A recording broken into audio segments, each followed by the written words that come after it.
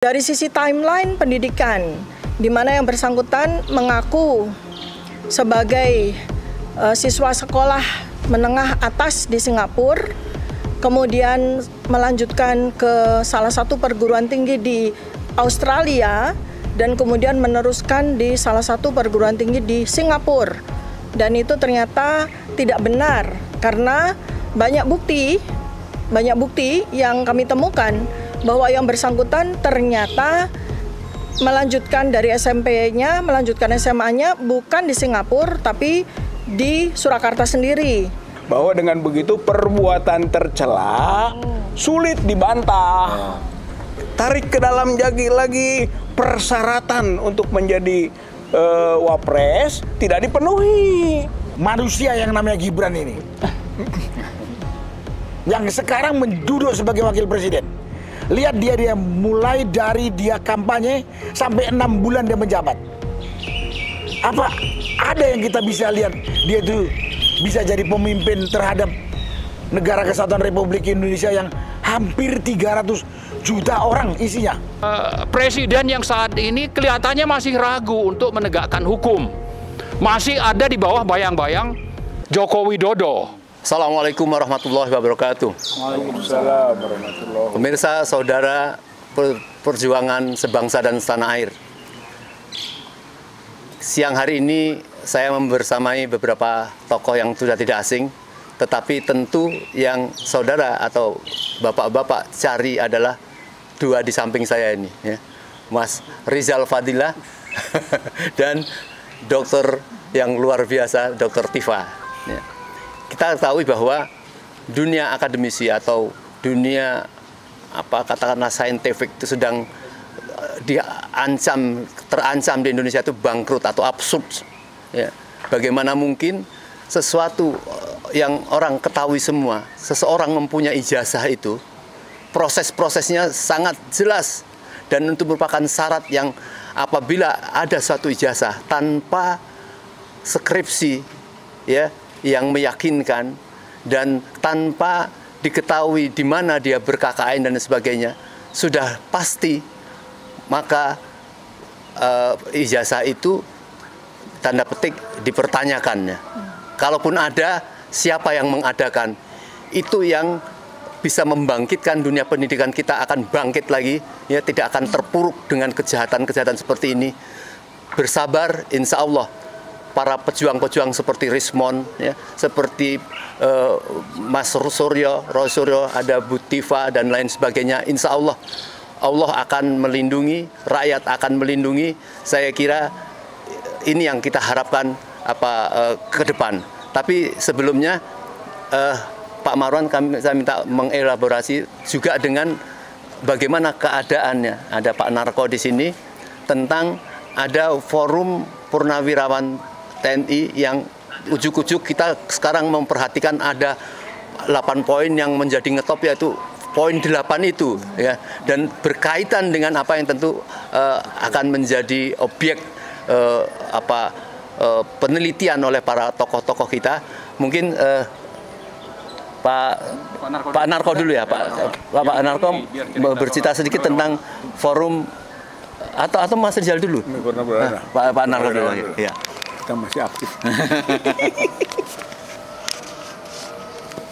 Terima kasih Om Lim. Assalamualaikum warahmatullahi wabarakatuh. Waalaikumsalam. Salam sejahtera bagi kita semua, teman-teman sekalian dan Bapak Ibu, saudara-saudara sekalian yang saya hormati.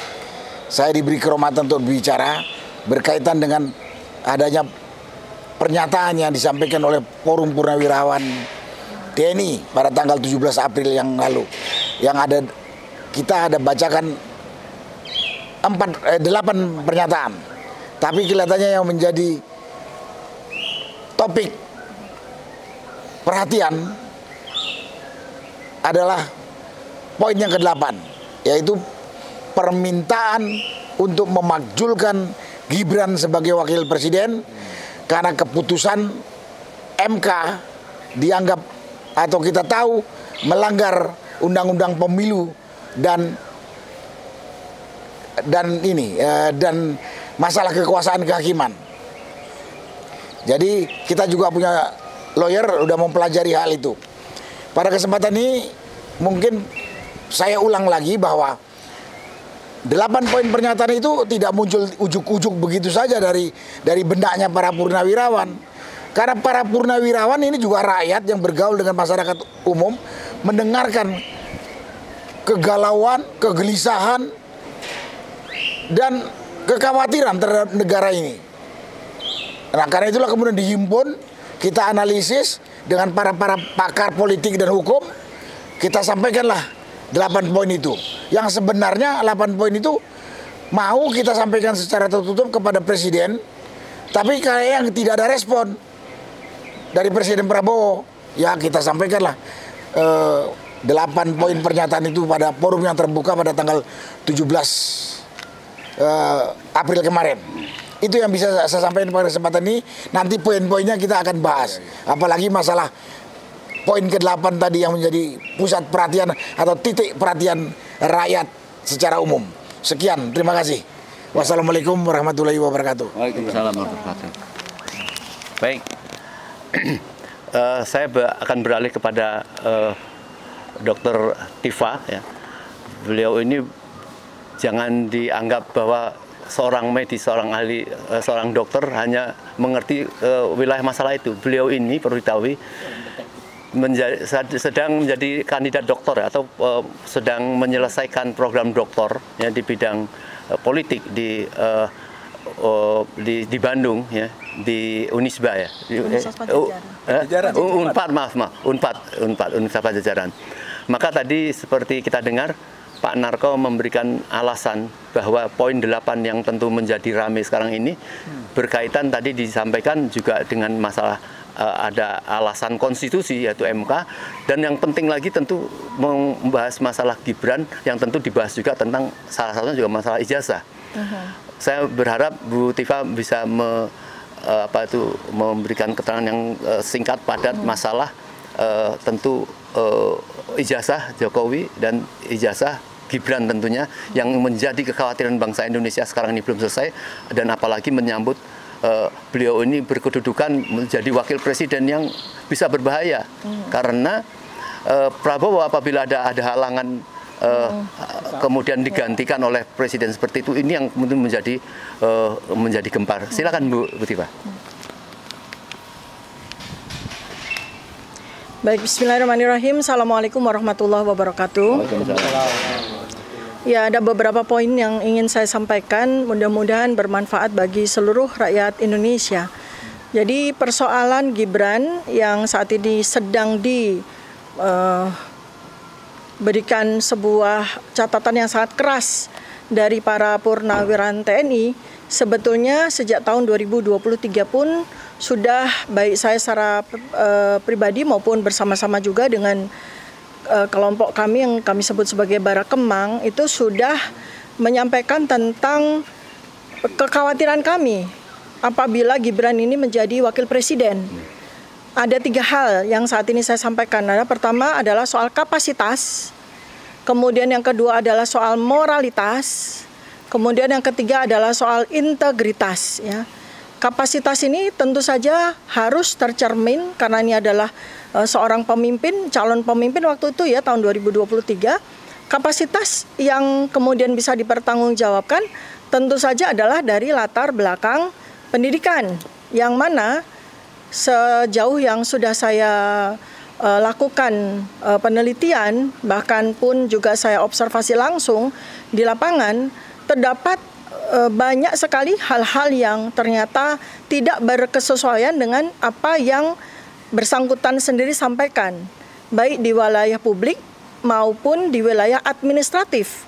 Ketika yang bersangkutan mencalonkan diri dan kemudian terpilih menjadi wali kota Surakarta dan kemudian maju menjadi wakil presiden, ya.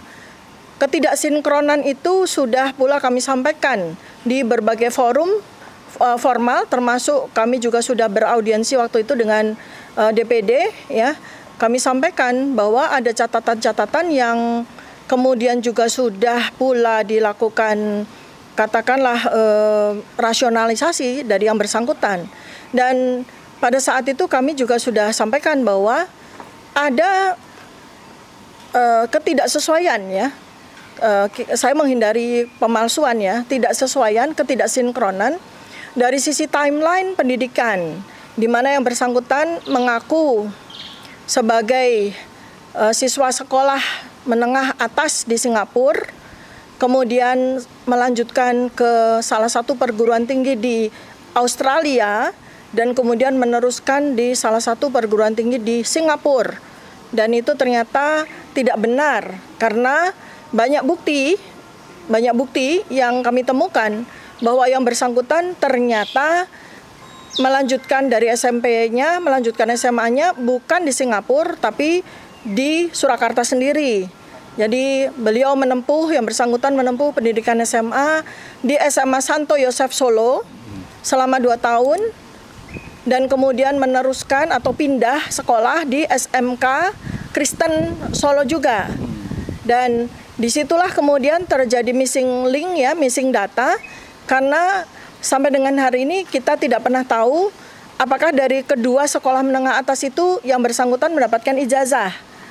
Karena ketika maju menjadi calon wali kota maupun maju menjadi calon wakil presiden, yang bersangkutan tidak menggunakan ijazah SMA dari manapun, tapi menggunakan surat keterangan yang diterbitkan oleh Dirjen Pendidikan Menengah yang menyatakan bahwa yang bersangkutan itu mengambil kursus di Australia, yaitu di InSearch UTS. Padahal InSearch UTS itu sama sekali bukan sekolah, sama sekali bukan lembaga yang bisa disetarakan dengan SMA. Tapi surat keterangan itu menyebutkan bahwa yang bersangkutan mendapatkan penyetaraan kelas 12 di InSearch tersebut yang setara dengan SMK. Jadi ini kan juga perlu dilakukan sebuah investigasi administratif. Apakah benar bahwa UTS InSearch itu katakanlah relevan disetarakan dengan SMA kelas 12?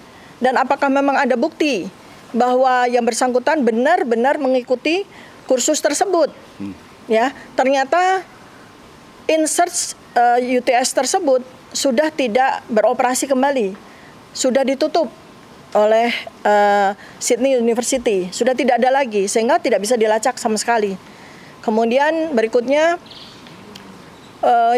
artinya kalau dari Dirjen Pendidikan Menengah itu berani mengeluarkan surat keterangan yang waktu itu dikeluarkan tahun 2019. Artinya itu kan memang dipersiapkan untuk maju calon wali kota dan maju cawapres. Berarti ada yang perlu kami minta untuk melakukan investigasi ya. Apakah memang ada sebuah katakanlah dokumen tertentu dari UTS InSearch yang memang kemudian bisa diverifikasi bahwa dokumen dari InSearch itu memang bisa dianggap setara dengan SMK kelas 12. Apakah itu hanya sekedar narasi saja dari yang bersangkutan, sekedar sebuah pengakuan verbal saja, sama sekali tidak ada dokumen, karena sampai dengan hari ini pun kita juga tidak mendapatkan dokumen tersebut. Berikutnya, yang bersangkutan mengaku menjadi mahasiswa MDIS, itu adalah sebuah lembaga di Singapura yang bekerja sama dengan universitas-universitas di luar negeri yang mengeluarkan ijazah. Jadi dia yang bersangkutan mendapatkan ijazah dari University of Bradford, UK. Tapi yang bersangkutan untuk diketahui tidak pernah sama sekali mengikuti perkuliahan di University Bradford. Karena sepanjang data-data yang ada di media, yang bersangkutan terlihat berfoto pada saat wisuda, itu di mana di dalam foto tersebut tertulis MDIS, ya, adalah sebuah lembaga yang berkedudukan di Singapura. Nah, dan itulah yang kemudian diaku sebagai tingkat kesarjanaannya yang bersangkutan, ya kan? Nah, masalahnya kan menjadi sebuah hal yang harus betul-betul diinvestigasi, karena di dalam undang-undang pemilihan umum, syarat bagi calon presiden dan wakil presiden itu adalah memiliki ijazah dan atau setara dengan SMA minimal. Nah, ini yang pasti tidak dimiliki oleh yang bersangkutan. Jadi yang dipakai sebagai syarat untuk maju Wapres kan ijazah SMA, ya, ijazah SMA, bukan ijazah sarjana. Nah, ini perlu kita pertanyakan lagi, apakah yang bersangkutan memiliki ijazah SMA? Dan apakah surat keterangan dari Dirjen Pendidikan Menengah itu layak dianggap mewakili ijazah SMA yang tidak dimiliki oleh yang bersangkutan? Jadi ini mungkin menjadi penambah keterangan dari apa yang dituntutkan oleh para purnawirawan TNI, menambah bobot dari itu. Ini dari sisi kapasitas. Kemudian dari sisi moralitas yang juga kami soroti adalah bahwa ada satu akun di Kaskus yang bernama akun Fufu Fafa yang oleh pakar telematika sudah dilakukan investigasi oleh Dr. Roy Suryo bahwa akun Fufu Fafa yang ada di Kaskus itu 99% milik dari Gibran Rakabuming, di mana kita tahu semua dalam waktu sekitar 1 tahun lebih ini seluruh Indonesia gempar akibat dari akun Fufu Fafa tersebut, ya, menyampaikan banyak hal yang sangat amoral, ya, untuk dialamatkan pada beberapa orang, terutama pada Presiden Prabowo Subianto dan keluarganya. Dan dalam beberapa kali kesempatan saya pun sudah sampaikan bahwa ini tidak cuma soal moralitas, tapi ini adalah indikasi bahwa yang bersangkutan menderita gangguan psikopatologis. Ya, yang tentu saja kalau dari sisi integritas kita bicara, ya ini sangat berbahaya apabila kita punya pemimpin, apalagi seperti yang disampaikan oleh Letnan Jenderal Purnawirawan Sutioso, kalau sampai tentu saja kita tidak berharap bahwa terjadi apa-apa pada Presiden Prabowo Subianto. Namun mengingat bahwa beliau ini usianya juga sudah lanjut, ya, sudah 73 tahun dengan riwayat penyakit yang juga cukup berisiko, maka tentu saja wajar sekali kalau kita semua itu merasa sangat khawatir apabila Presiden Prabowo Subianto dalam masa presidennya selama 5 tahun sampai 2029 ternyata kemudian mengalami halangan karena sakit, bahkan berhalangan tetap. Nah, itu seperti yang disampaikan oleh Pak Sutioso, itu tentu saja kita sangat khawatir kalau kemudian ternyata Presiden Prabowo digantikan oleh orang yang kapasitasnya masih perlu kita pertanyakan, moralitasnya sudah terbukti melalui akun Fufu Fafa, dan integritasnya sebagai pemimpin sangat tidak memenuhi syarat, ya. Kemudian yang kedua, yang terakhir yang saya sampaikan adalah terkait dengan apa yang saya dengan di sini adalah senior saya, Bapak Rizal Fadilah, sarjana hukum, di mana kami mendapatkan sebuah tuntutan atau pelaporan, ya, bahwa kami dianggap memfitnah dan mencemarkan nama baik dari seseorang, yaitu mantan presiden, ya. Ini kita akan hadapi karena kami berdua adalah orang yang memang melakukan pengkajian itu benar-benar berdasarkan dari ilmu yang sama-sama kami miliki. Kalau dari sisi saya, pertama kali saya menyampaikan pada media, kecurigaan saya atau pertanyaan saya, ya lebih tepatnya adalah pertanyaan saya, mempertanyakan dari sisi anatomi dari yang bersangkutan, yang kemudian saya cocokkan, saya lakukan penelitian berdasarkan foto-foto dari ijazah yang beredar di media. Jadi ijazah yang beredar di media yang diklaim bahwa itu adalah ijazah dari mantan presiden, dengan ada foto yang anatomi maupun morfologinya perlu dipertanyakan apakah betul foto yang ada di dalam ijazah itu adalah foto dari mantan presiden. Dan yang berikutnya adalah foto-foto yang banyak sekali beredar di media yang sebagian memperlihatkan foto-foto aktivitas pada masa mahasiswa, juga foto-foto pada masa muda yang kami lihat ternyata tidak berkesesuaian dari aspek ilmu kami, yaitu ilmu kedokteran, terutama ilmu anatomi. Dan ini yang kemudian kami nyatakan pada beberapa forum, dan barangkali mungkin itulah yang kemudian dinyatakan sebagai fitnah.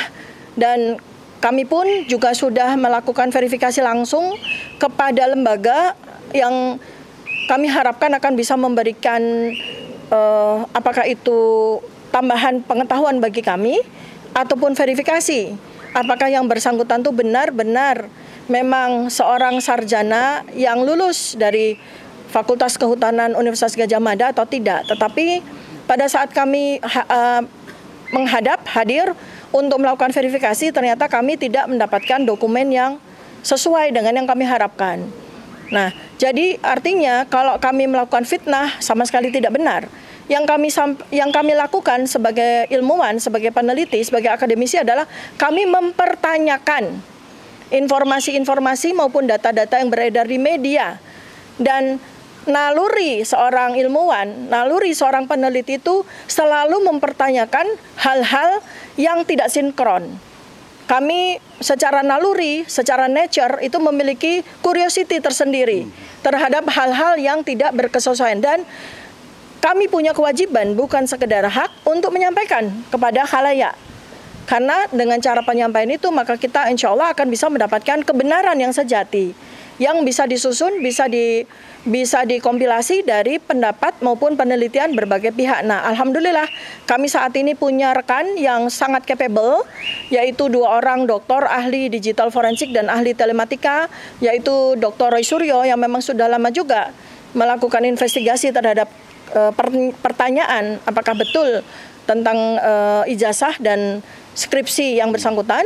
Kemudian juga kawan baru kami, sahabat baru kami, seorang pakar digital forensik kelas internasional, yaitu Dr. Rismon Hasiholan Sianipar.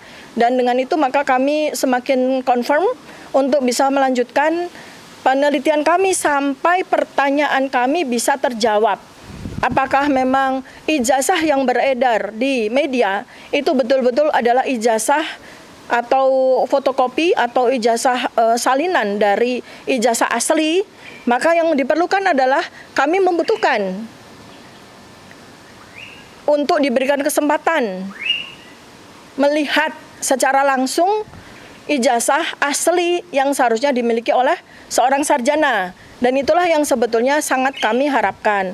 Maka pada tanggal 16 April 2025, sebagian dari teman-teman TPUA itu menghadap langsung, yang dimana kami harapkan pada waktu itu mereka menjadi eyewitness, menjadi saksi bahwa memang betul ijazah asli dimiliki oleh yang bersangkutan. Ternyata pada waktu itu pun juga tidak ada hasil sesuai dengan harapan kami. Demikian yang bisa saya sampaikan, mudah-mudahan sesuai dengan apa yang diharapkan oleh rakyat Indonesia secara keseluruhan. Mari kita bersama-sama, kita tegakkan kebenaran.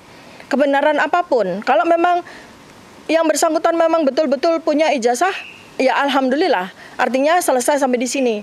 Tapi kalau yang bersangkutan ternyata tidak punya ijazah, maka mari kita cari solusinya sama-sama. Bagaimana kita memiliki seorang pemimpin selama 10 tahun, ternyata secara administratif tidak memenuhi dari syarat yang seharusnya. Terima kasih. Assalamualaikum warahmatullahi wabarakatuh. Waalaikumsalam warahmatullahi wabarakatuh. Luar biasa ya. Apa yang disampaikan Bu Dr. Tifa, kami harap hadirin khalayak kita acungkan jempol, tepuk tangan, walaupun beliau tidak menghendaki itu ya. Tetapi ini yang tadi saya katakan bahwa mengapa dunia scientific katakanlah itu menjadi absurd, menjadi tidak jelas ya. Apa yang disampaikan para pejuang, para ilmuwan tadi yang disebutkan ada Resmana Hasigolan, Sianipar dan Dr. Rorsuro dan sebagainya. Apabila dunia saintifik seperti itu diancam, dibidik seperti ini ya, maka saya khawatir para dosen, para guru besar takut menyampaikan sesuatu kebenaran, nanti akan diancam menjadi menyebarkan suatu kebencian soal itu. Ini yang harus menjadi resah kita. Tetapi melihat penjelasan dari Bu Tifa tadi, saya menjadi bangga gitu ya. Masih ada harapannya kita bisa memperbaiki negeri ini. Tadi seperti disampaikan bisa menjelaskan tentang apa itu Gibran, juga masuk kepada Bapak Jokowi. Ini kan yang ada video dikatakan ruwet. Bagaimana seorang yang tidak clear menyelesaikan SMA saja di Solo sampai beberapa pindah ke tempat beberapa universitas dan pindah ke Singapura menyelesaikan apa tidak jelas. Tapi yang jelas orang mengatakan bahwa di UTS insert ya di Australia itu biasa banyak dilakukan oleh negara-negara lain atau universitas lain. Apabila orang mau masuk ke program universitas memang harus mengikuti penyesuaian. Kalau di Jepang misalnya harus menyesuaikan bahasa dulu bisa sampai 1 semester, 2 semester. Apabila dianggap sudah bisa menyesuaikan, dia baru masuk. Ini diperkirakan dia belum masuk kepada program di UTS itu. Nanti mungkin bisa dibantu dijelaskan. Tetapi inilah mengapa kita jadi mengerti ya. Forum Purnawirawan itu memasukkan poin 8 itu. Jangan sampai terulang ya, ruwet lagi. Apakah kita melihat root mana bapaknya sama anaknya? Baik, saya persilakan Mas Rizal dulu. Ya, terima kasih. Assalamualaikum warahmatullahi wabarakatuh. Dari sisi hukum sebenarnya yang kita kejar adalah kepastian hukum untuk sampai kepada sanksi hukum bagi yang melakukan pelanggaran hukum. Gitu.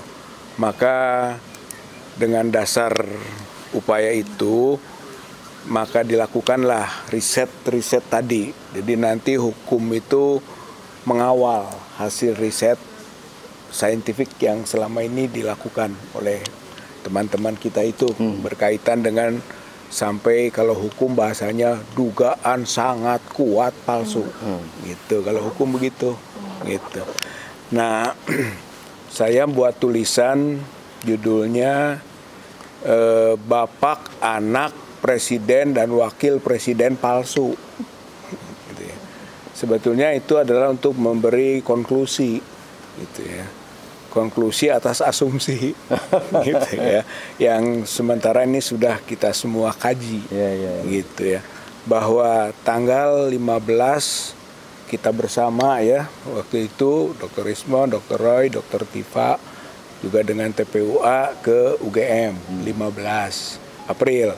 16 April ke Solo kan bertemu dengan Pak Joko Widodo. 17 April itu adalah forum Purnawirawan. Itu yang juga kita laporkan hasil dari 15-16 UGM dan Solo di forum Purnawirawan itu. Jadi kelihatannya nyambung juga gitu ya. Yang pada pertemuan di 15 April di UGM itu sampai pada mungkin konklusi lah bahwa skripsinya Pak Joko Widodo itu palsu gitu. Kenapa? Karena tidak ada lagi gitu kan yang lain selain skripsi itu yang ditunjukkan kepada Dr. Tifa, Dr. Roy dan Dr. Rismon yang selama ini sudah dikaji habis, dibongkar habis oleh Dr. Rismon dan Dr. Roy Suryo. Itu berkaitan dengan font face, gitu kan, Windows DOS itu.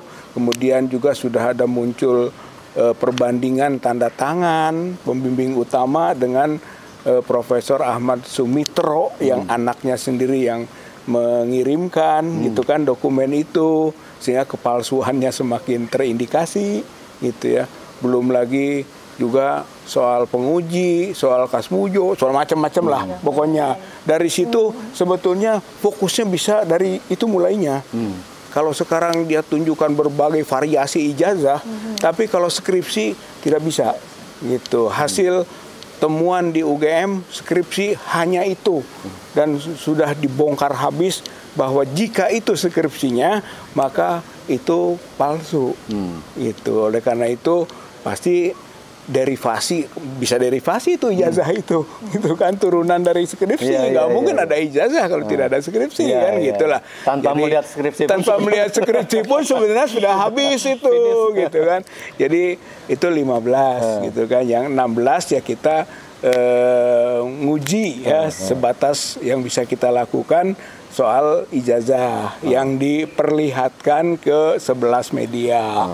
Saya kira itu temuan jadinya gitu ya. Terutama ketika dikaitkan dengan foto, gitu, bahwa foto yang ada di ijazah yang ditunjukkan kepada para wartawan itu atau awak media itu adalah foto yang berkacamata.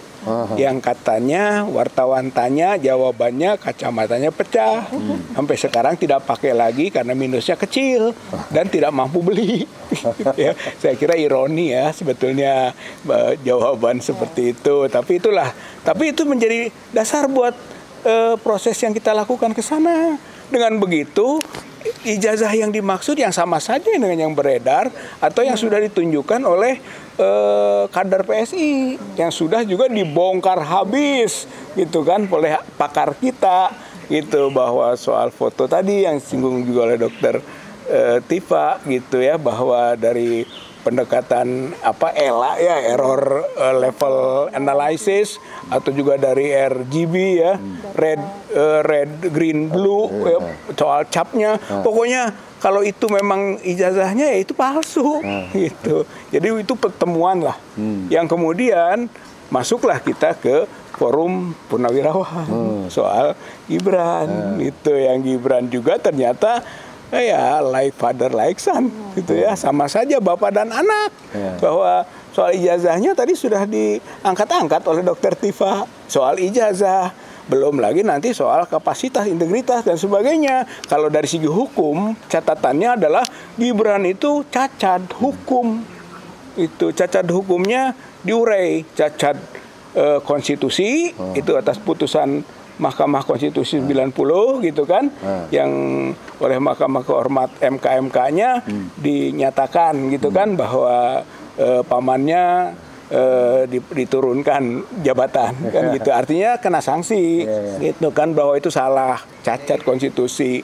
Yang kedua cacat demokrasi, karena ketika mendaftarkan ke KPU ya PKPU-nya belum diubah itu, sehingga sebetulnya tidak boleh diterima oleh KPU karena PKPU-nya belum diubah gitu, maka jadi cacat demokrasi karena KPU itu adalah elemen demokrasi. Yang ketiga, dia cacat hak asasi karena High Commission of Human Rights gitu kan, itu sudah memutuskan bahwa Indonesia termasuk pelanggar HAM gitu, dan sorotan pelanggaran HAM-nya adalah karena Jokowi cawe-cawe dalam proses politik Pilpres dan Gibran lolos. Begitu. Itu kesimpulan pelanggaran HAM Indonesia. Ada aspek Gibrannya. Kan gitu. Kita sebutlah cacat hak asasi.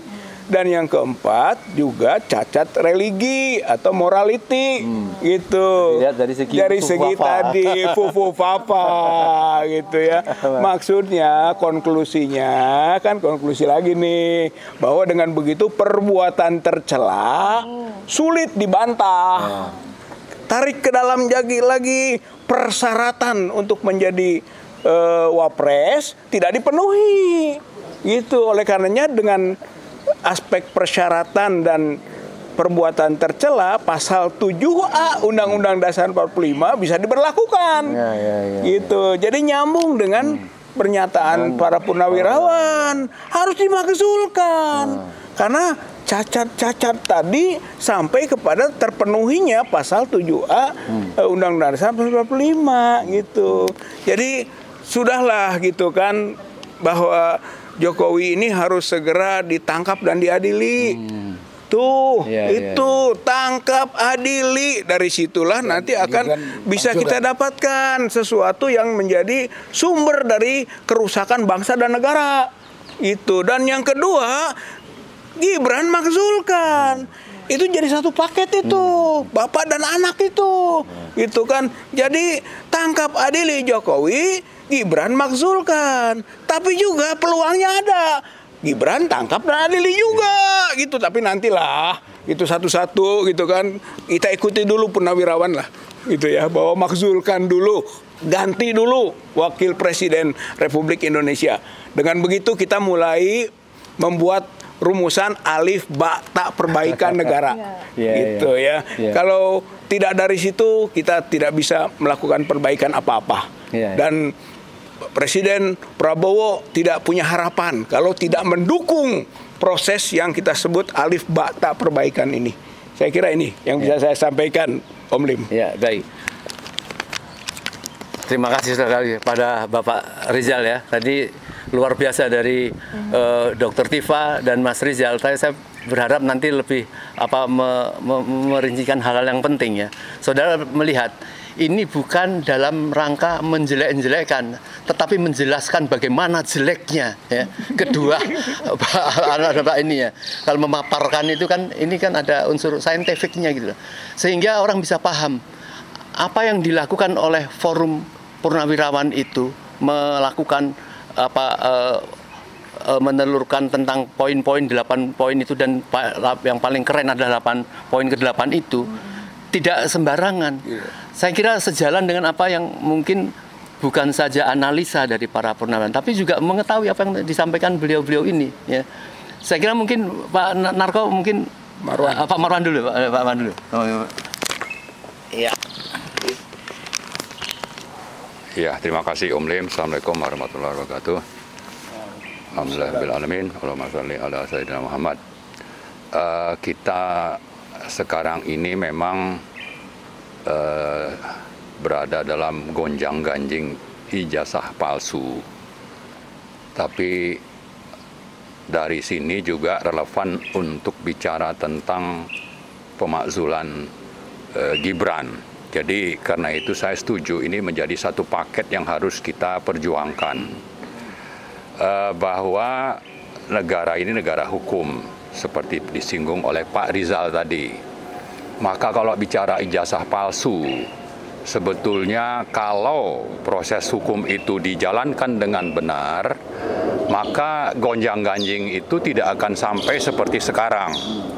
Apalagi Jokowi kan sudah bicara 2 hari yang lalu, dikatakan bahwa saya pikir sudah selesai.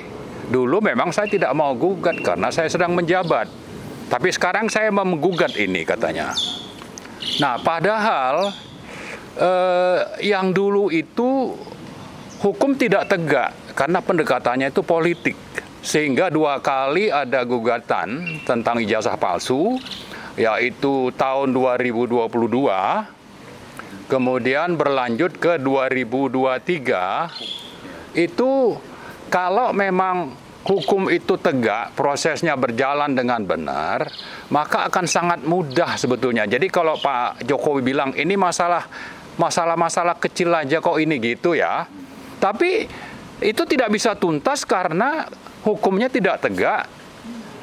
Karena apa? Karena aspek politik kekuasaan itu lebih dominan. Kalau memang jantan dan benar, Jokowi itu pasti membiarkan misalnya peradilan yang ada di Solo dan di Jakarta itu bisa memaksa misalnya Jokowi datang untuk menunjukkan ijazahnya yang benar. Tapi itu tidak sampai terjadi. Yang terjadi adalah bahwa pengadilan itu mengatakan ini bukan ranahnya. Sehingga proses tidak berlanjut. Nah, sekarang nantang untuk salah satu yang kita dengar itu dari kuasa hukumnya, dari Hasibuan ya, mengatakan bahwa nanti itu akan dibuka ijazahnya. Nah, saya kira ini bagus. Sudah ditantang seperti itu karena yang sebelumnya itu tidak terjadi akibat dari pendekatan kekuasaan politik. Nah, sekarang ini kita menunggu sebetulnya kalau memang Jokowi itu ijazahnya benar, kesempatan untuk mengakhiri gonjang-ganjing sekaligus untuk menunjukkan bahwa Jokowi itu benar, itu adalah nanti yang diadukan ke Polda Metro itu, ya, bahwa dia datang membawa salah satunya itu ijazah dari UGM-nya. Cuma ditunjukkan saja kepada diakui di dalam ya, tapi tidak di waktu di UGM juga sebetulnya nunjukin tapi tidak boleh difoto misalnya. Nah, tapi yang sah untuk menyatakan bahwa ini palsu atau tidak itu kita harapkan adalah pengadilan. Maka karena itu kita berharap pengadilan yang nanti akan memproses pengaduan terhadap 5 teman kita itu, salah satunya adalah untuk adanya pembuktian bahwa ijazah Jokowi itu tidak palsu, alias itu memang asli. Dan itu kita harapkan akan terjadi sepanjang penegakan hukum itu benar-benar terjadi. Maka hakim-hakimnya ini kita harap untuk berani, tidak seperti dulu. Kalau dulu memang yang berkuasa itu Jokowi, mungkin hakimnya takut. Nah sekarang yang berkuasa ini Prabowo. Kita tunggu. Apakah memang Prabowo ini yang katanya mau ngejar koruptor sampai ke Antartika, ya, ini masalah gonjang-ganjing ini juga bisa diakhiri ya untuk kepentingan publik dan negara, ya, supaya ini bisa tuntas. Tapi sekaligus juga kalau ini tidak tuntas, maka kita menggugah terutama misalnya dari guru-guru besar, dari kampus, apalagi yang namanya UGM, UI, atau ITB dan sebagainya, UNER, ITS dan sebagainya, itu kita harap untuk bersuara sama seperti waktu adanya pernyataan sikap yang waktu itu saya hitung beritanya itu ya, berita itu mengatakan sampai 300 kampus itu memprotes Gibran.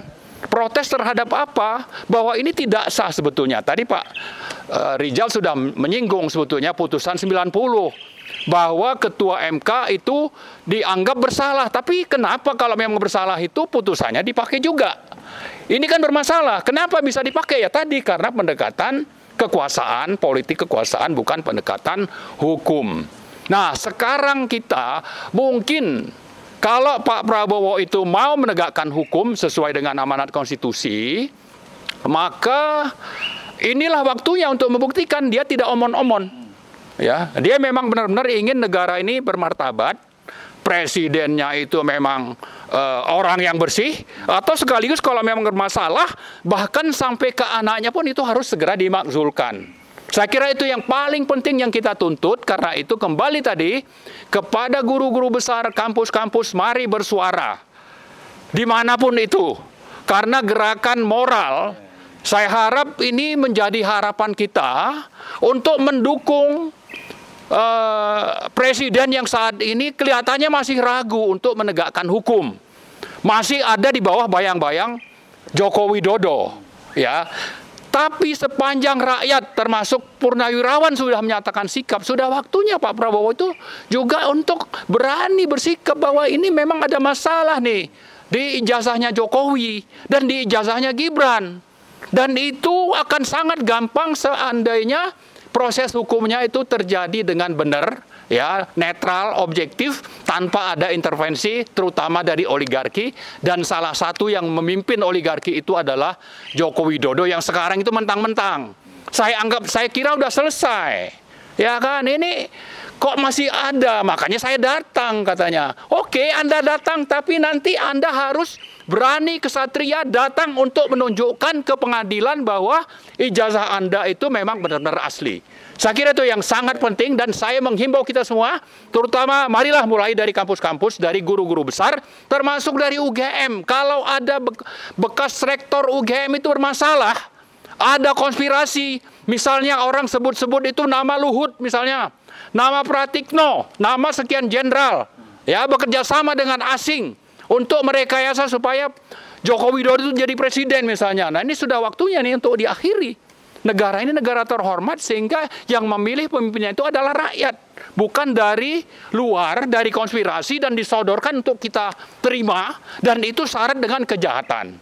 Kejahatan moral, kejahatan konstitusi, kejahatan misalnya demokrasi, kejahatan terhadap peraturan dan sebagainya. Ini saya kira sesuatu yang harus segera diakhiri, dan salah satu yang sangat kita harapkan adalah bagaimana Prabowo itu bersikap dengan objektif, dengan benar, dan memperhatikan aspirasi dari rakyat yang sekarang sudah cukup panjang bersuara, termasuk kita dari petisi 100 mungkin sejak 2003 itu sudah menyuarakan bahwa ini pemimpin ini sebenarnya bermasalah. Ya, perlu segera dimakzulkan. Tapi karena tadi pendekatan kekuasaan, bekerja sama dengan oligarki, maka dia tetap bertahan. Bahkan sekarang pun dia orang sebut sebagai Jokowi 3 periode. Kenapa? Karena presiden yang terpilih itu kita banyak menganggap itu hanya proksi. Nah, masa sih Pak Prabowo masih mau diperlakukan seperti itu sebagai proksi? Saya kira tidak begitulah. Apalagi mantan jenderal ya. Jenderal tidak begitu. Jenderal akan bersatu dengan rakyat. Karena itu mari kita tunggu Pak Prabowo untuk bersikap dan jangan halangi terjadinya proses pengadilan, proses hukum yang benar di kasus ijazah palsunya Jokowi ini. Saya kira begitu. Terima kasih. Baik, sebelum ke Pak Narko ya, nanti saya akan kejar dari Pak Marwan ya, karena pernyataan tadi cukup tajam sekali ya. Sejak Oktober, yang pada saat orang mengenal kasus Oktober Prabowo dipaksakan sekian menterinya Jokowi, orang concern bahwa sekarang ini perhatian Jokowi itu hanya melihat apakah Prabowo terlihat sedang proses masih melindungi dia atau tidak. Kalau dia merasa tidak terlindungi, maka Prabowo siap-siap saja ya. Apa yang akan dilakukan ya, oleh Presiden yang ke-7 ini. Karena semua, kalaupun termasuk ijazah ya, tidak melindungi Pak Prabowo dan kemudian membiarkan proses ini akan menjadi tidak terbela, dia mungkin akan melakukan suatu tindakan yang sangat merugikan bagi kita. Saya kira itu nanti. Tetapi tadi sudah lengkap orang menyinggung tentang pertemuan purnawirawan itu yang masalah Gibran. Saya bilang Pak Narko mungkin akan menjelaskan ya, karena orang makin mencurigai ini apa yang terjadi terhadap Pak Sutrisno ikut dalam itu, terus diserang terus ini ya, sampai orang mengkaitkan apakah kemudian penggantian Kunto juga berkaitan karena menghardik Bapak Trisno. Silakan Pak Narko. Makasih Om Lim, Bapak Ibu sekalian.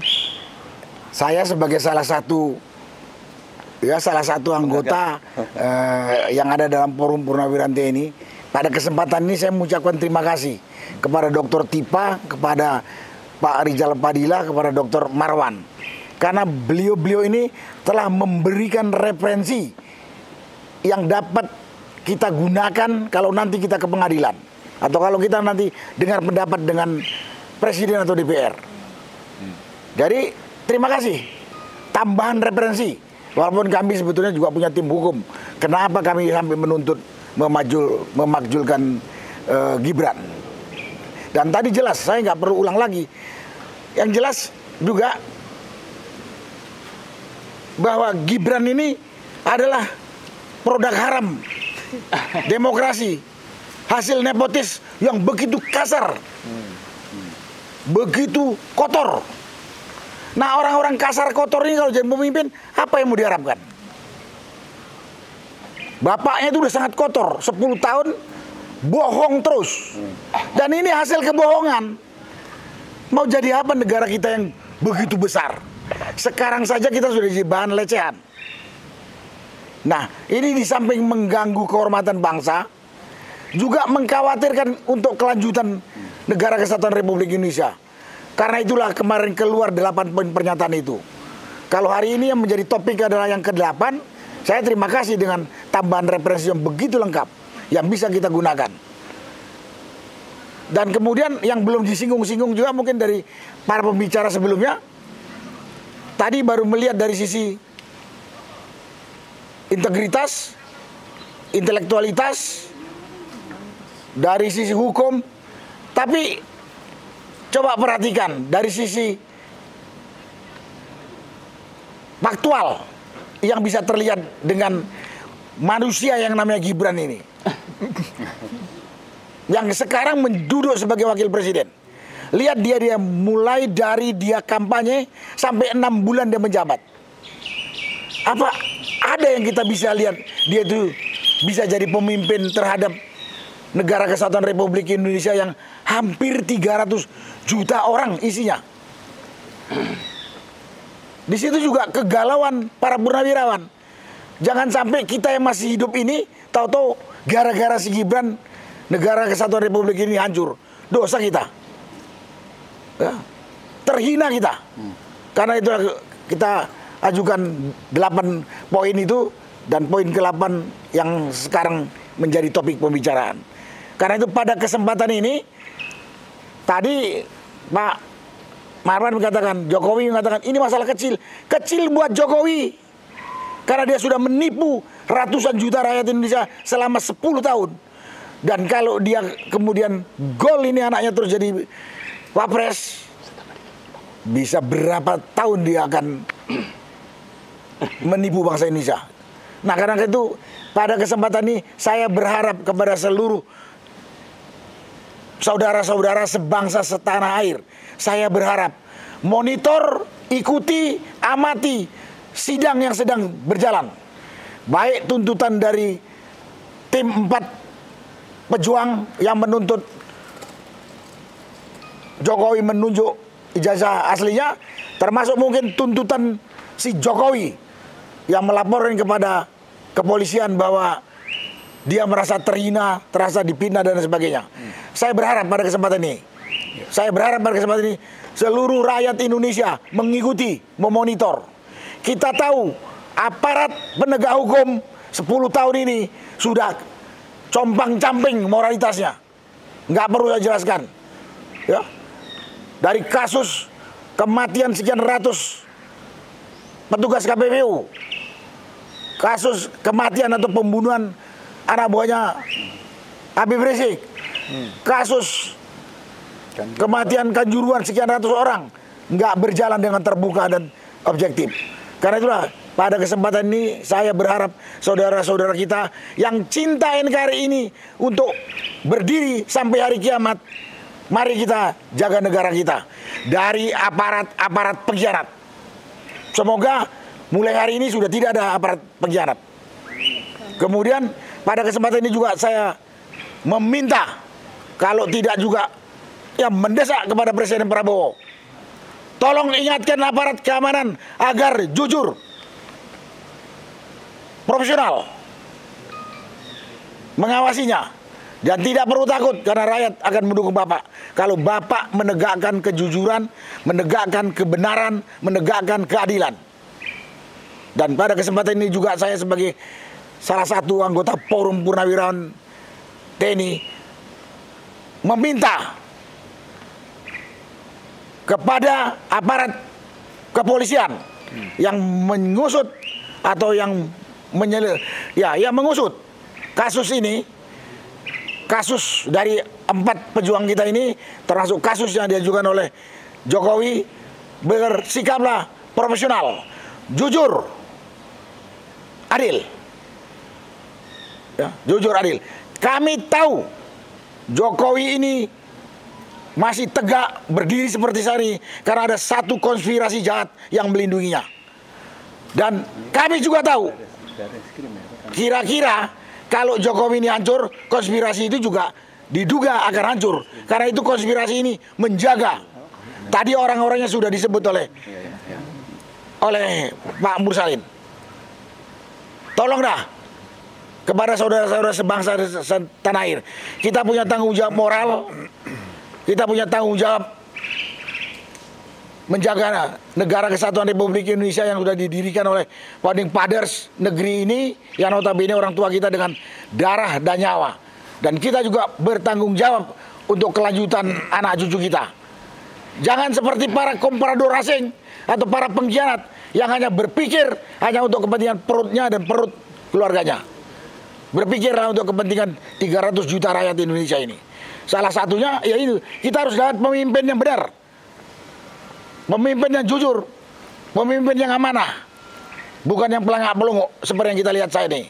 Itulah yang bisa saya sampaikan pada kesempatan ini. Terima kasih. Silakan Pak Om Mursalin. Ya. Terima kasih Pak Narko.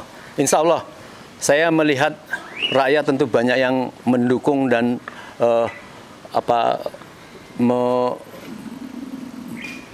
menyetujui ya tentang poin 8 itu, karena rakyat mungkin tidak bisa melakukan sesuatu, tetapi percayalah bahwa rakyat bersama dengan para purnawirawan yang ada ini sangat berharap bahwa ini diperhatikan apa yang seperti sebelum nanti saya Pak Marwan memberikan closing statement, saya akan memberikan waktu kepada Pak Rizal dan Bu Dr. Tifa.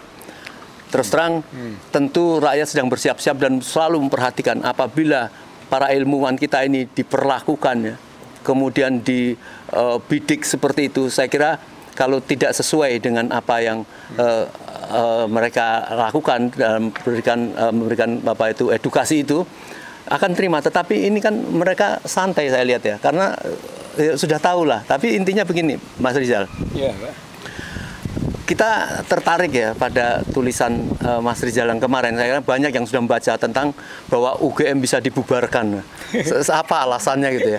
Karena memang terus terang orang melihat bahwa Pak Jokowi ini nampaknya juga semacam bukan kesel kepada para aktivis yang mempersoalkan itu. Kayaknya kesel kepada ada suatu tim atau orang yang kamu kan yang membuat kok seolah-olah dianukan kalian harus bertanggung jawab. Apa maksudnya itu?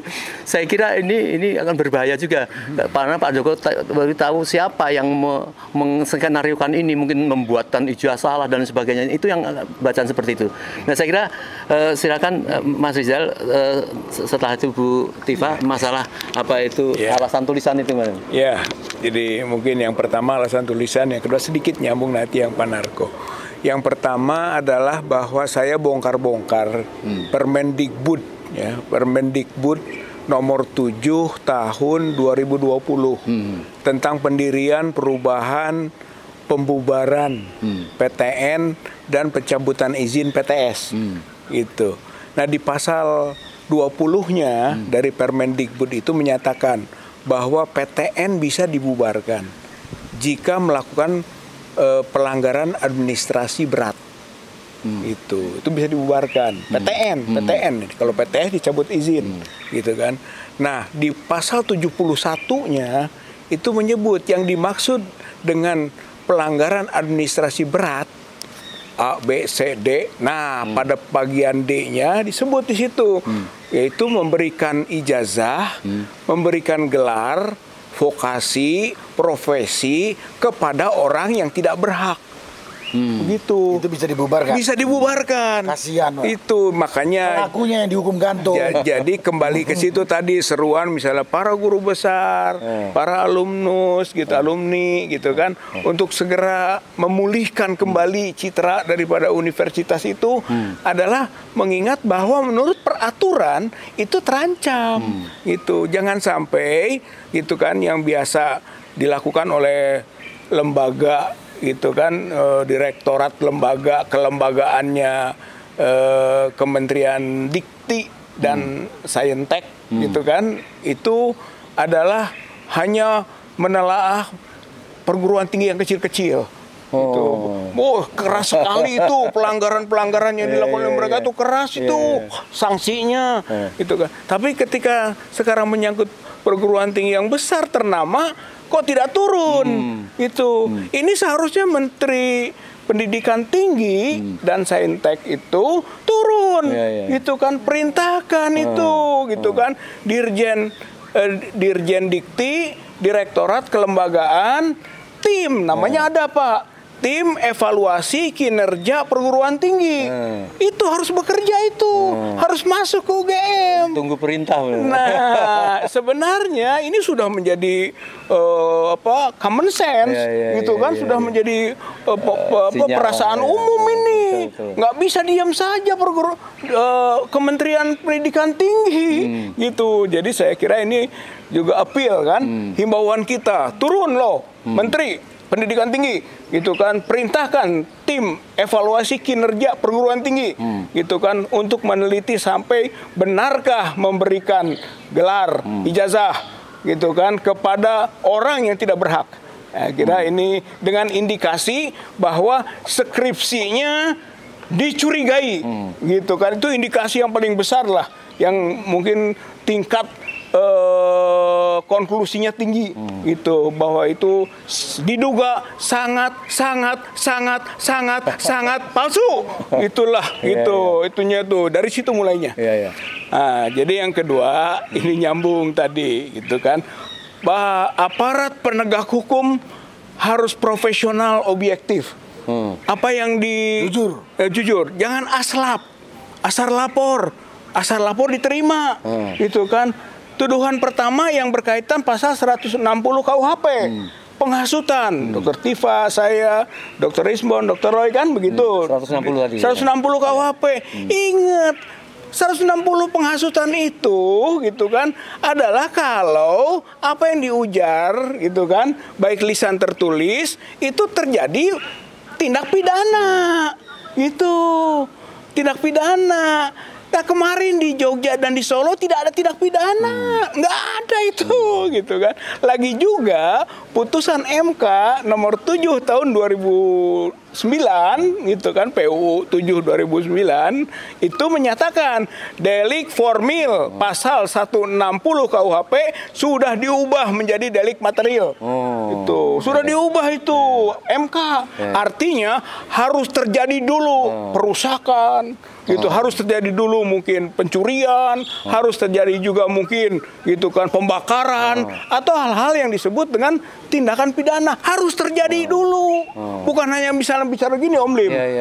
Bakar gitu kan. Rusak. Itu saja kalau ngomong begitu saja tidak masuk penghasutan. Karena itu delik formil. Sekarang sudah delik material. Gitu. Nah, itu 160. Nah, kemudian yang dilaporkan ke 5 orang itu gitu kan masih inisial gitu ya, walaupun kita sudah bisa menduga gitu ya, antara lain Dokter Tifa ya gitu yang dugaan-dugaan kita gitu. Nah, itu kena 3110, 311 KUHP, pencemaran nama baik dan fitnah gitu kan. Itu harusnya Pak di dalam rumusan deliknya di dalam pasal itu harus ada unsur sengaja. Memang sengaja mau mencemarkan, sengaja mau memfitnah, satu. Yang kedua, yang namanya pencemaran nama baik ataupun fitnah itu harus dibuktikan dulu apa gitu objeknya. Ijazahnya itu yang dituduhkan kan? Ijazah palsu, kita menyebut ijazah palsu padahal asli, baru fitnah, gitu kan, baru tercemar nama baik. Ini belum dibuktikan, gitu, baik ijazah maupun skripsinya itu asli atau palsu. Jadi buktikan dulu. Selama itu belum dibuktikan nggak bisa itu laporan pasal 3110, 311, 27A Undang-Undang ITE. Itu 27 ayat 3 Undang-Undang ITE yang dikaitkan dengan itu Pak. Itu nggak bisa itu. Jadi menurut saya ini asal laporan. Jadi penegak hukum harus objektif, harus profesional, gitu kan. Harus betul-betul mengabdi kepada hukum, bukan mengabdi kepada kekuasaan. Sebab seharusnya buktikan dulu. Nah, ini kita sudah pernah melaporkan atau mengadukan ke Bareskrim. Gitu.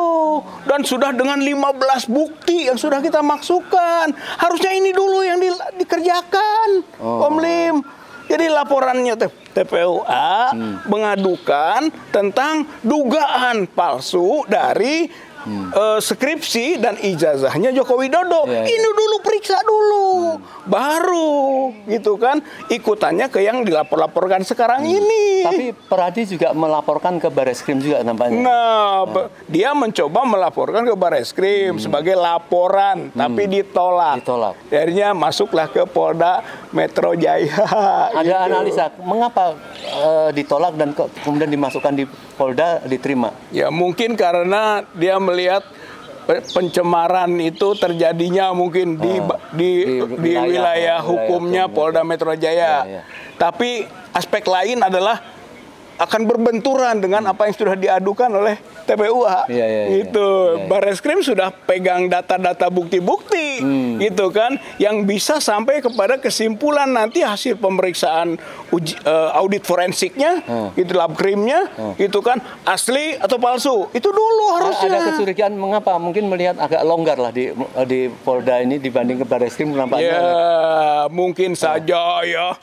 Omong-omong di luar itu katanya mungkin Kapoldanya gitu kan ya bisa atau termasuk geng Solo misalnya ini misal misal gitu ya kan bisa saja dengan begitu bisa disetir misalnya Pak gitu mungkin di Barreskrim agak beda gitu kan agak ilmiah meren Pak gitu. Ini jadi pertanyaan banyak kemungkinan tapi kita nggak masuk ke ruang prasangka. Betul, yang kita lihat adalah fakta.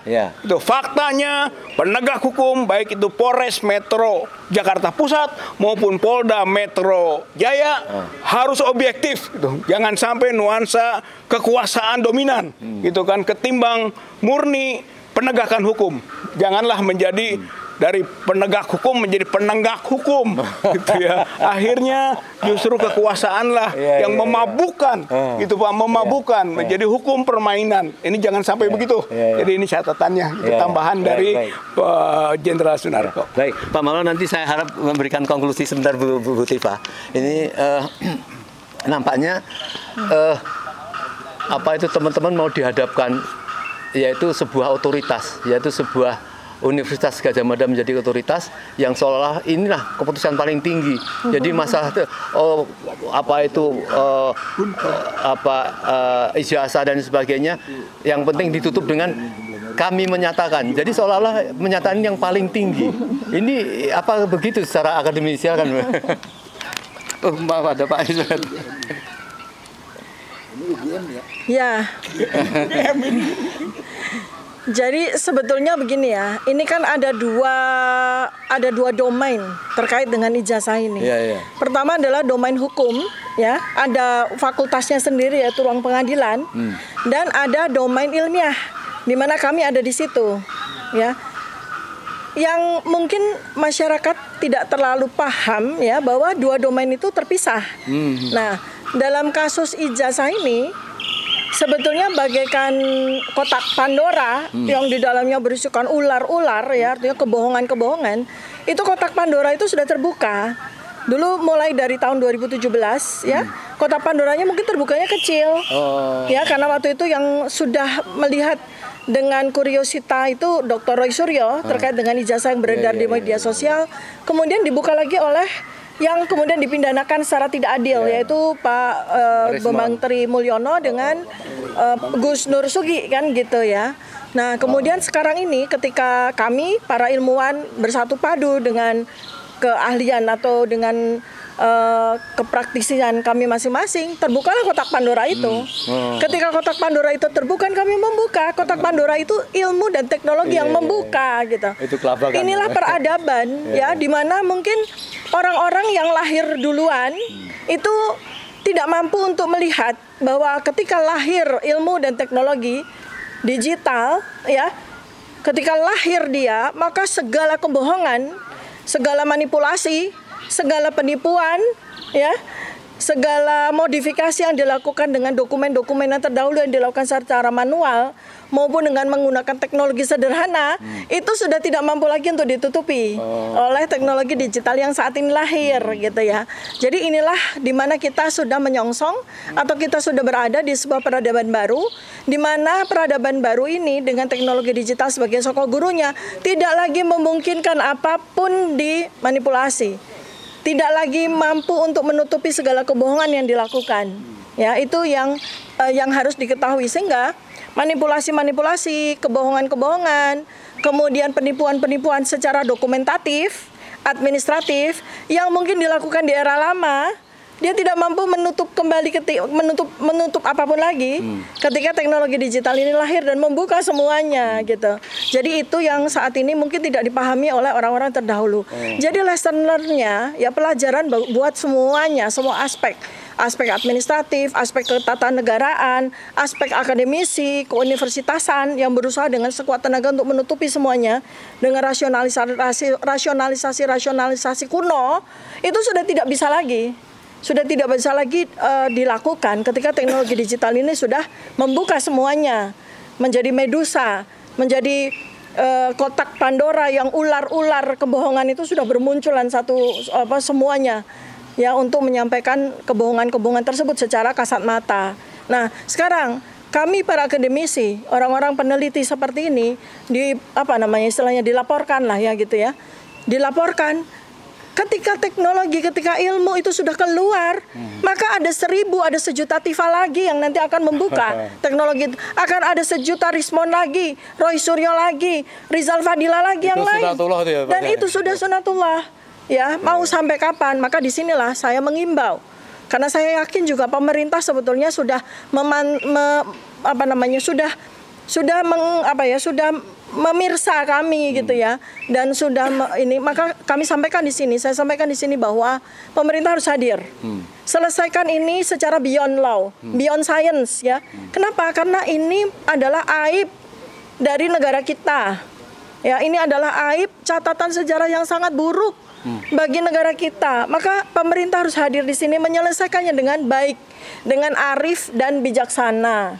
Ya, saya punya usulan, tetapi mungkin sebaiknya nanti akan saya sampaikan langsung kepada pemerintah.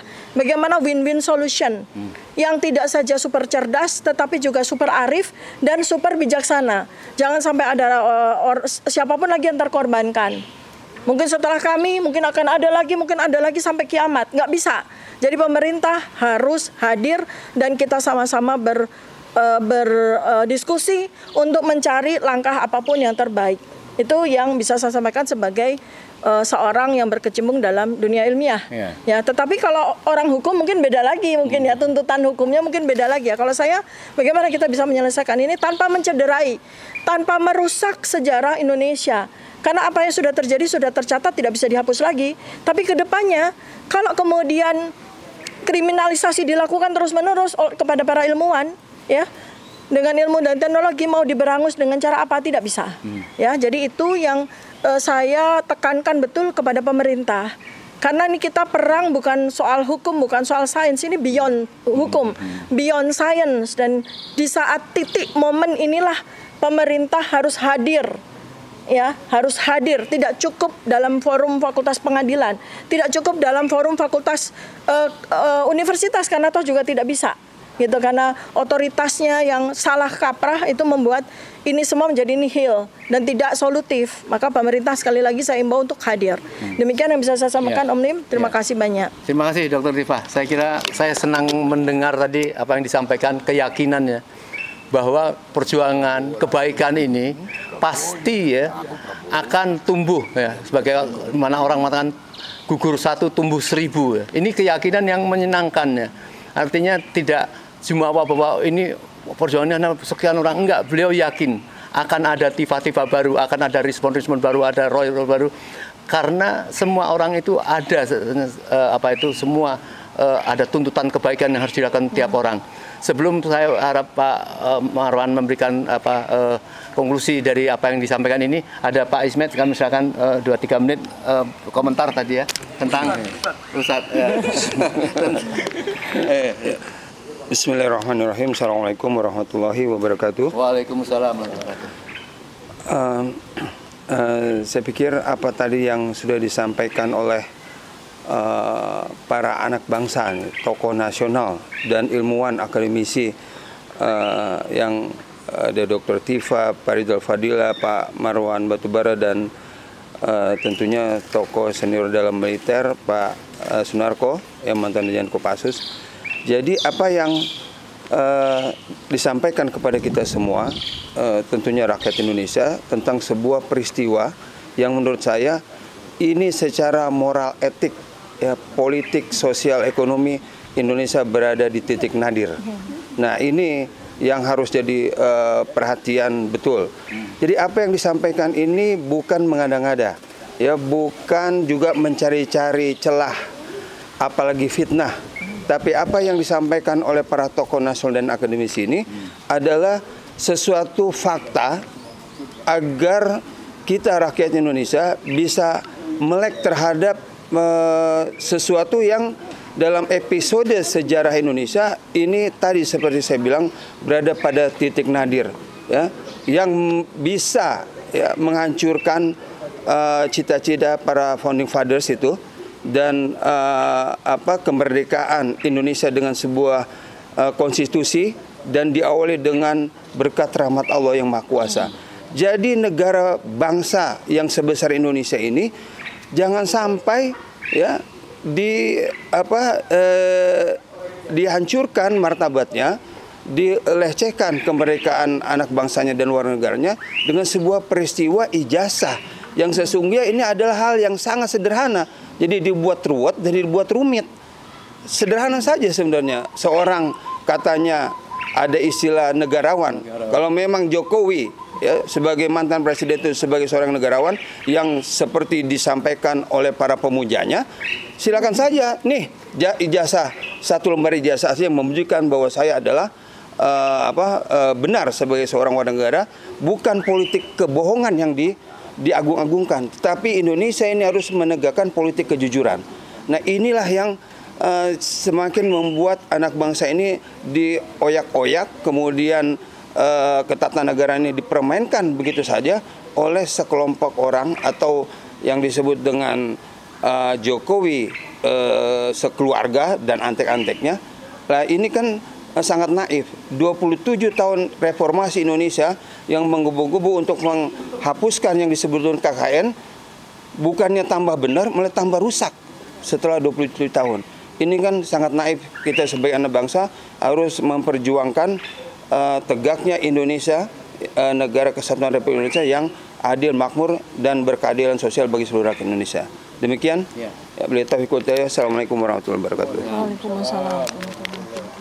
Pak Marwan, saya kira ini tugas berat untuk memberikan konklusi ya, karena Pak Marwan juga koordinator Badan Pekerja Divisi 100 ya, Petisi 100 dan kemudian komando yang mau dilakukan pupung yang sebelah sudah megang tongkat nih Pak.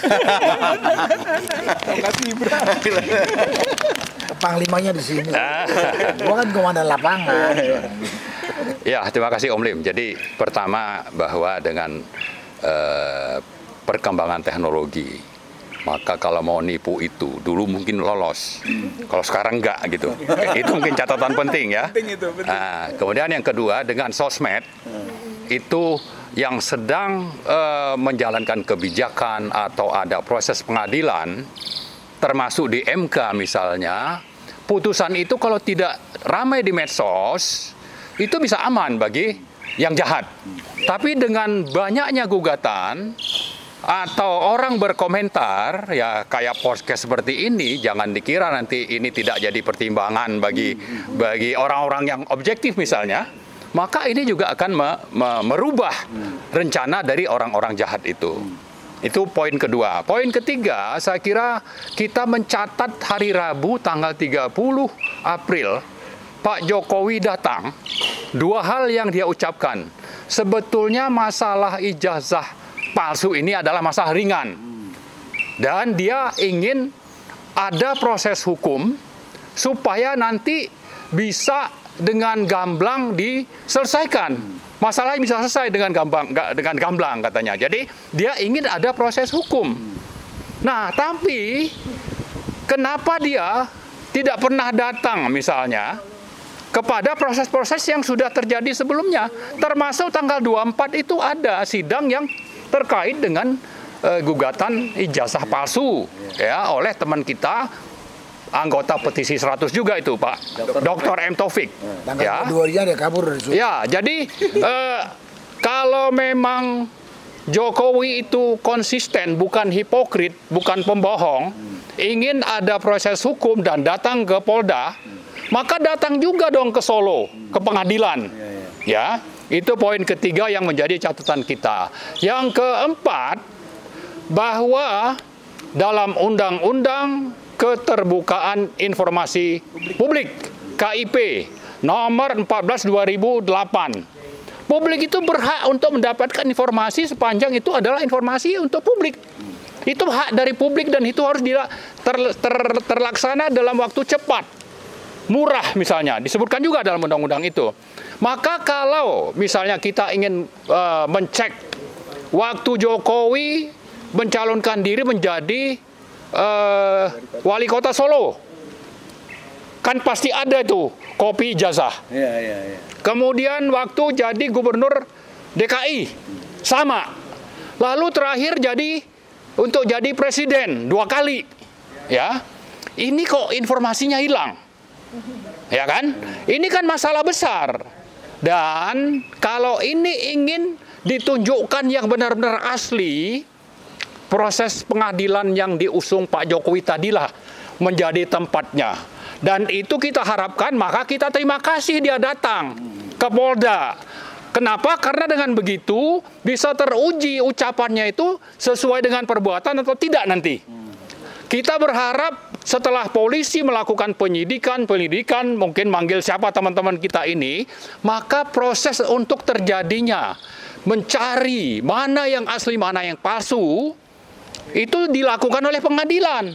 Tidak hanya forensik di apa katanya mau di polisi. Kita tidak butuh lah, oke lah silakan, tapi pengadilan yang nanti mengadili teman-teman kita yang 5 itu harus menjadi tempat pembuktian asli atau palsunya ijazah Jokowi, sekaligus menjawab tantangan Jokowi bahwa ini perlu dibuktikan di pengadilan, maka perlu ada proses pengadilan. Maka karena itu kita berharap ini bisa terlaksana sepanjang pengadilannya itu objektif dan profesional, bebas dari intervensi, termasuk dari oligarki yang dipimpin oleh Joko Widodo, dan mungkin ada tangan-tangan Cina misalnya, Tiongkok, yang mempengaruhi supaya pengadilan ini tidak terlaksana.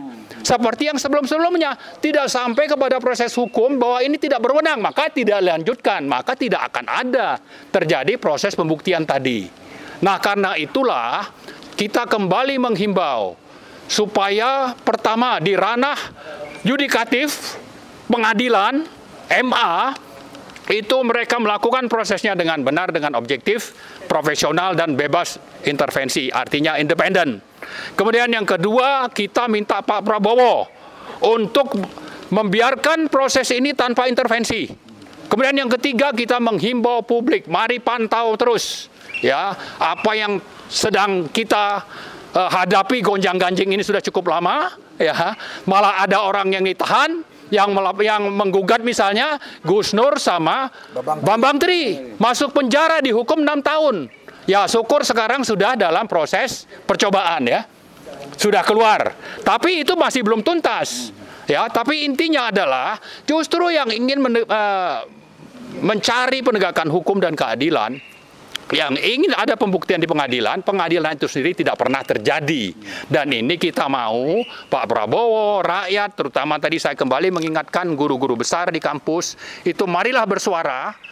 Kita bicara soal nurani dan moral sekarang. Masalah martabat bangsa kita ini yang berdasarkan konstitusi, dan konstitusi mengatur bahwa ini negara hukum, bukan negara kekuasaan. Yang selama Jokowi memerintah itu yang terjadi adalah pendekatan kekuasaan, politik kekuasaan, bukan pendekatan hukum, sehingga yang terjadi seperti sekarang. Maka saya ulang sekali lagi, Pak Prabowo, rakyat, guru-guru besar, mari bangkit untuk supaya keadilan dan hukum ditegakkan. Itu saja, makasih. Baik, saudara sekalian, saya yakin bahwa kita semua ya memenuhi apa yang disampaikan Pak Marwan, harus kita kawal terus ya. Sekarang ini kita tahu bahwa 4 tokoh kita ya sedang dibidik ya, Bapak Rismond, Bapak Roy, Bapak Riza Fadilah, dan dokter yang menjadi andalan ibu-ibu dan kita semua ya. Karena kalau mereka dibidik gitu seperti itu, ini kita akan merasa rakyat ini tercerahkan dengan apa yang diperjuangkan beliau-beliau ini. Tetapi itu anehnya, mereka ini kan dianggap sekarang ini dulu aman-aman saja, setelah ada 4 tokoh ini ya, kemudian menjadi berubah. Jadi pendidikan, edukasi mereka kepada rakyat dan timbul satu giroh perlawanan itu dianggap itu merupakan sebuah penghasutan, mungkin itu. Sehingga rakyat selalu berada di belakang 4 tokoh ini ya, menjadi kewajiban kita supaya Indonesia bisa selamat. Sekian, assalamualaikum warahmatullahi wabarakatuh. Ya, terima kasih Pak.